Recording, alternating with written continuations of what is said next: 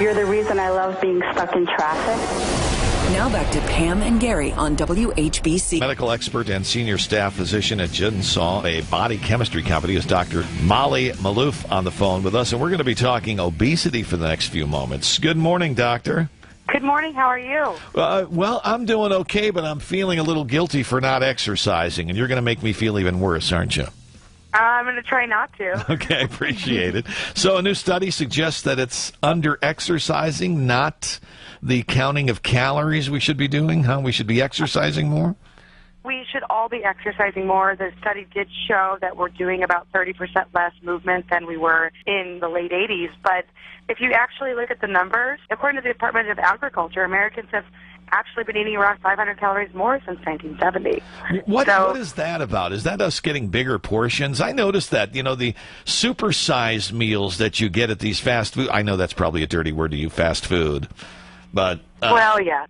But essentially. aren't they giving us larger portions at restaurants? I looked into this, and the increase in calories has come from eating more flour, fat, vegetable oil, and sugar, which is basically too many donuts and pastry. Okay, got Tell it. our Lynn McDowell that in there. He was just talking about Marion donuts. Yes, well, we love eating the donuts. But the real problem with the study is that they had it based on self-reported calorie intake. So people don't report what they actually eat. People tend to underestimate. And so I think this study has some flaws, but I also think it has some benefits to our knowledge, because we are now showing that we're moving less. And the point that we need to figure out is, how do we move more? Well, we move our thumbs a lot more, don't we? Oh, yeah. It's the cell phone technology, and it's the computers or laptops or iPads or whatever we're using. We don't get around as much anymore. Well, what's really exciting is this new digital health trend of activity monitors. And I wore an activity monitor called the Up wristband by Jawbone. And I actually found that I was pretty sedentary, and I'm not overweight. So I think that there's definitely something to be said about tracking your activity and seeing actually how much your movement you're actually getting during the day. I was lamenting that fact the other day that, back in the day, I used to take my kids out to play baseball every day. You can't get kids to do that unless it's organized sports, which is fine. But kids don't just do pickup baseball games anymore. They don't go outside as much anymore, do they? You're right. I think we're spending way too much time indoors staring at screens. And I think we're forgetting how incredibly amazing it is to be outside in nature. And Molly, I actually came across an interesting fact, and it sounds like this is right on point with what you're saying. It's almost like that we're focusing too much on not eating too much instead of just going outside, that the average person throughout their adult life will spend around $65,000 on diets.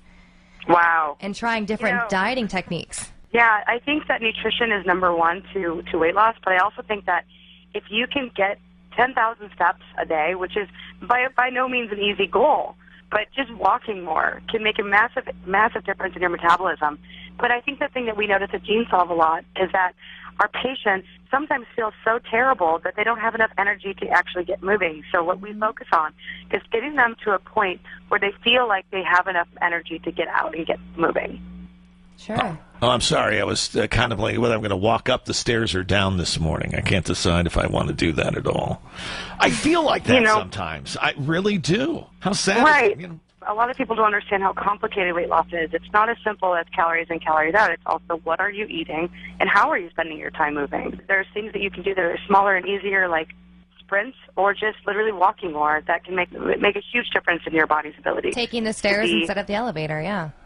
It's pretty simple like that. Take riding your bike to work instead of driving if you live in a city. Yeah, I think you had an interesting quote in this article that Americans are getting these days most of their exercises from walking from the couch to the refrigerator and back again.